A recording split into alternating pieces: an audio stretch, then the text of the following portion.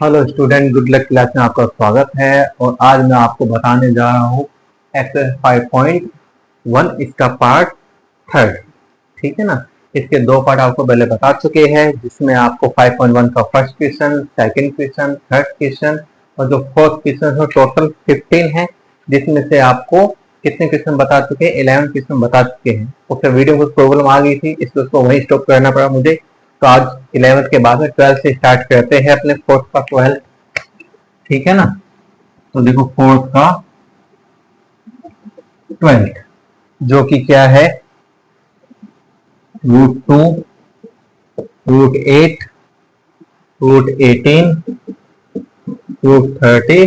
तो इसको चेक करना है कि ये अर्थमेटिक यानी एपी है या नहीं। और फिर यदि एपी है तो इसके आगे नेक्स्ट 3 टर्म हमें फाइंड करनी, जैसे हमने कल किया था। तो पहले इनके बिटवीन क्या फाइंड कर लेंगे हम? डिफरेंस, यानी सेकंड टर्म में से फर्स्ट टर्म को माइनस कर देंगे, यानी √8 में से √2 को माइनस। अब क्या 8 में से 2 माइनस होगा? या ये नहीं हो सकता माइनस। क्यों नहीं हो सकता? क्योंकि ये दोनों जो है अलग अलग टर्म है, अनलाइक टर्म है। लाइक टर्म होती या तो दोनों रूट वाली होती तो प्लस माइनस कर सकते हैं, है ना।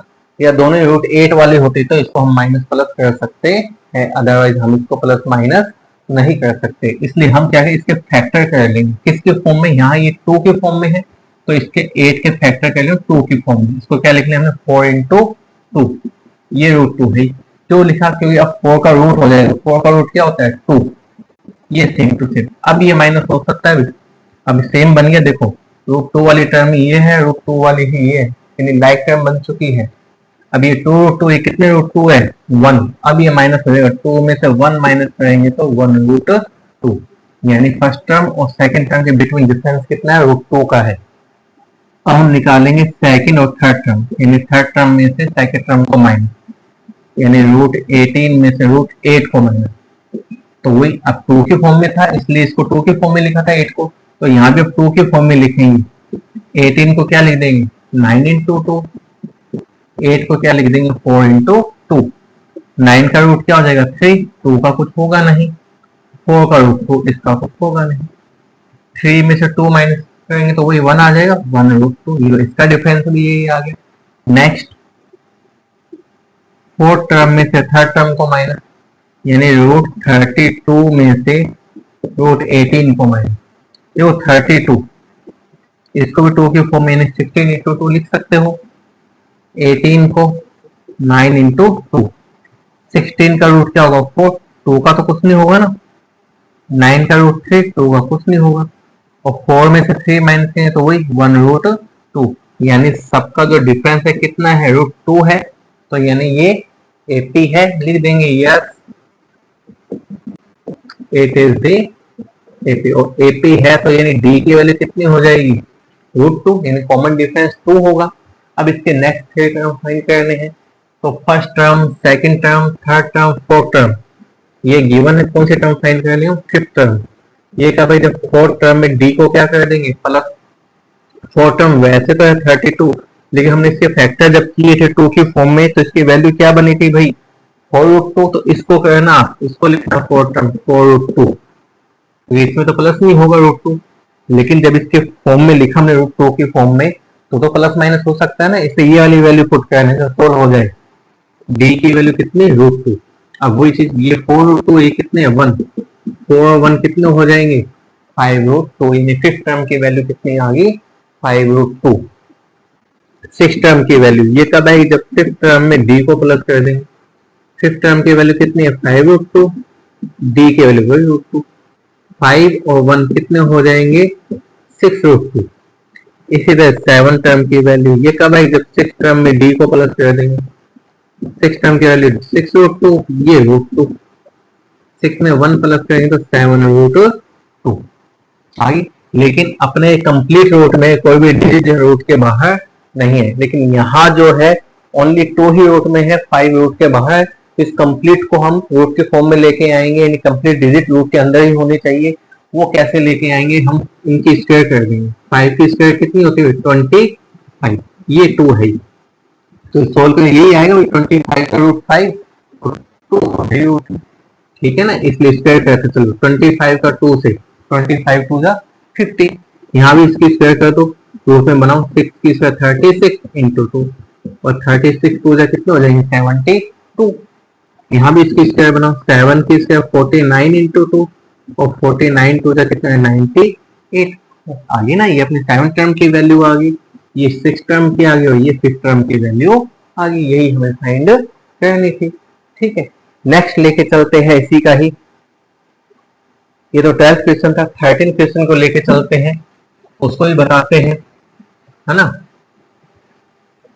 कि उसमें वो एपी है या नहीं, ये चेक करते हैं, यदि एपी है तो उसके नेक्स्ट 3 टर्म फाइंड कर लेंगे, नहीं तो नहीं। तो देखते हैं एपी है या नहीं। 13 जो क्वेश्चन है वो ये है,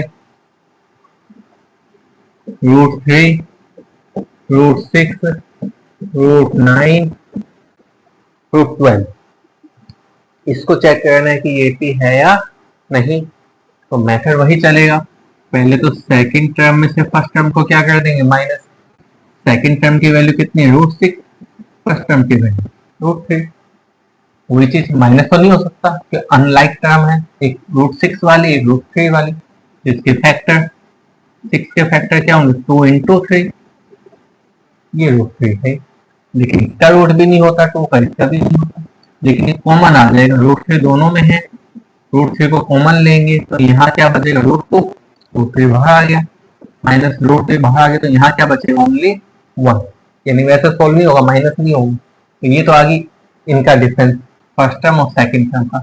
अब सेकंड और थर्ड का फाइंड कर लेंगे, तो थर्ड टर्म में से सेकंड टर्म को माइनस, यानी √9 माइनस में √6, वही इसके फैक्टर 9 को क्या लिखेंगे हम 3 इंटू 3 और 6 को क्या लिखेंगे 2 इंटू 3, रूट तो होगा ही नहीं, 3 का भी नहीं होगा, तो फिर वही √3 इसमें भी हो, इसमें कॉमन कॉमन लिया, यहाँ 2 टाइम है 1 टाइम बाहर आ गया तो 1 टाइम अंदर, यहाँ 1 टाइम ही था बाहर आ गया, ओनली अंदर क्या आएगा √2, माइनस तो नहीं होगा ना, बस इतना ही होगा। नेक्स्ट फोर्थ टर्म और थर्ड टर्म का बिटवीन डिफरेंस, ये होगी फोर्थ टर्म, ये होगी थर्ड टर्म, 12 को क्या लिखेंगे 4 इंटू 3, 9 को क्या लिखेंगे 3 इंटू 3, इसमें भी कॉमन क्या आएगा √3 कॉमन लो बस, यहाँ क्या बचेगा √4, यहाँ क्या बचेगा √3, ये थोड़ा सा वो हो जाएगा, क्यों हो जाएगा, ये 4 का रूट क्या होता है 2, 3 का कुछ होगा नहीं। अब देख लो क्या इनके बिटवीन जो डिफरेंस आया है वो क्या इक्वल आया है, क्या नहीं आया है ना, तो जब डिफरेंस इक्वल नहीं आया तो क्या ये एपी है, नहीं, नो इट इज नो, ये एपी नहीं है, एपी ही नहीं है तो हमें आगे की टर्म फाइंड नहीं करनी, तो कर ही नहीं सकते, तो डिफरेंस ही इक्वल नहीं है। ठीक है ना, तो ये था इसका 13 क्वेश्चन इस तरह से। और चलते हैं तो नेक्स्ट 14 क्वेश्चन पे, उसको भी चेक करते हैं अपने कि वो एपी है या नहीं। देखो 14 क्वेश्चन जो कि क्या है 1 की स्क्वायर, 3 की स्क्वायर, 5 की स्क्वायर एंड 7 की स्क्वायर। तो 1 की स्क्वायर पहले स्क्वायर को सोल्व कर लेंगे, 1 की स्क्वायर 1, 3 की स्क्वायर 25, 7 की स्क्वायर 49। अब इनके डिफरेंस फाइंड करते, देखो पहले वही सेकंड टर्म में से फर्स्ट टर्म को, सेकंड टर्म की वैल्यू 9, फर्स्ट टर्म की 1, 9 में से 1 माइनस करेंगे तो 8, इनका डिफरेंस तो 8 आ गया। थर्ड टर्म में से सेकंड टर्म को, थर्ड टर्म की वैल्यू कितनी है 25 और सेकंड टर्म की वैल्यू कितनी है 9, 25 में से 9 माइनस करेंगे तो 6, से पता लग गया डिफरेंस इक्वल है ही नहीं है ना, लेकिन तो भी चलो फोर्थ टर्म और थर्ड टर्म इनके बिटवीन डिफरेंस, ये 49 और थर्ड टर्म है 25, माइनस के कितना है 24, क्या डिफरेंस इक्वल है, क्या नहीं है, तो ये भी एपी नहीं है, no it is not AP, और आगे टर्म फाइंड नहीं कर सकते हैं। बस स्क्वायर थी इसलिए पहले स्क्वायर को सोल्व किया है, फिर इसके बिटवीन क्या कर लिया हमने, डिफरेंस फाइंड किया है। ठीक है ना। नेक्स्ट लेके चलते इसका 15 क्वेश्चन, लास्ट है जो कि है ना, जिससे आपकी एक्सरसाइज क्या हो जाएगी, कंप्लीट हो जाएगी। तो देखो लास्ट 15 क्वेश्चन, ये लो 15 क्वेश्चन ये है, 1 की स्क्वायर, 5 की स्क्वायर, 7 की स्क्वायर, 73 ये है। तो ये 1 की स्क्वायर है, 5 की 7, ये 73 ही है। इसको ये मत सोचना कि भाई स्क्वायर सब पे है, इस पे नहीं है तो ये मिसप्रिंट है, मिसप्रिंट नहीं है। क्वेश्चन बिल्कुल ओके है, राइट है, सही है। ठीक है, इसको सोल्व करना है। 1 की स्क्वायर 1, 5 की 25, 7 की 49 और ये 73। अब डिफरेंस फाइंड, पहले सेकंड टर्म में से फर्स्ट टर्म को माइनस करेंगे, यानी 25 में से 1 को कितना आएगा, 24 आएगा। फिर थर्ड टर्म में से सेकंड टर्म को माइनस कर देंगे, यानी 49 में से 25 को 9 में से 5 4 में से 4। फिर फोर्थ टर्म में से थर्ड टर्म को माइनस कर देंगे, यानी 73 में से 49 तो भी कितना आएगा, 24। यानी अब डिफरेंस क्या है इनके बिटवीन, इक्वल है, तो ये AP है। Yes, it is the AP, और AP है तो इनका कॉमन डिफरेंस कितना हो जाएगा, 24। जब कॉमन डिफरेंस आ गया तो इसके नेक्स्ट 3 टर्म और फाइंड करनी है। सबसे पहले 5th टर्म की वैल्यू, जो कब है, जब 4th टर्म में D को क्या कर देंगे हम, प्लस, और 4th टर्म की वैल्यू कितनी है, 73 है। इसमें कॉमन डिफरेंस यानी 24 को प्लस कर देंगे, और प्लस करने कितना बनेगा, 3 और 4 7, 7 और 2 9, यानी 97 आ गई 5th टर्म की वैल्यू। 6th टर्म की वैल्यू निकालेंगे तो 5th टर्म में कॉमन डिफरेंस को प्लस कर देंगे। 5th टर्म की वैल्यू कितनी फाइंड की हमने, 97, कॉमन डिफरेंस कितना था, 24 था, इनको प्लस कर देंगे। 7 और 4 11, 9 और 2 11 और 1 12, ये आ गई 6th टर्म की वैल्यू। 7th टर्म, इसकी वैल्यू कैसे फाइंड करेंगे, हम 6th टर्म में कॉमन डिफरेंस को प्लस कर देंगे।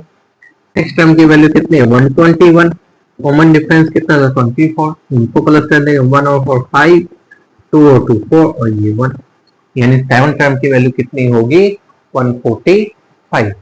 ठीक है ना, कॉमन डिफरेंस इक्वल था, इसलिए मैं नेक्स्ट टर्म फाइंड कर ली। तो 5.1 में तो यही था कि भाई कॉमन डिफरेंस फाइंड करना, फर्स्ट टर्म बताना, है ना। यदि कोई AP है तो उसके नेक्स्ट 3 टर्म या 4 टर्म फाइंड करना।